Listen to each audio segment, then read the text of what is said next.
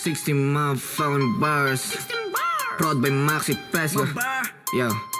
Pagkalatag ni burn ng beat, ma-burn this shit. Nagka-ash sa cake, kaka-fire ng whale. Talagang on in, para keep it clean. Nung nakita kong prod si Lod, naisip mag-record tong utak ng tilog. Sabit na pang sabog, pwes wasak na to pag nakalga ko na yung lyrics ko. Tapos ako magmalalim, sige akin no normalin, pero di madali makipagsabayan sa mga feeling magaling. Ako'y simple na MC, kung paano ko laruin to. Madami-dami papel bro, lina mo kos binasura inulit-ulit na mix hanggang mahanap ko na sarili tunog ko. Bago ko pinasok mga pinto, oportunidad kinatukto. Tumaliban sa ulo, ninais matuto nang tiba ututong, batang taga-Baguio para to sa growth ko, tanging pinupunto.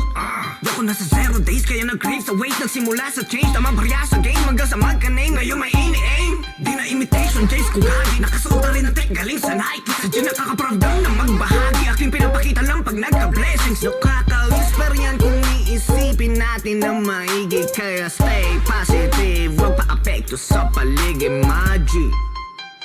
Magic, haha.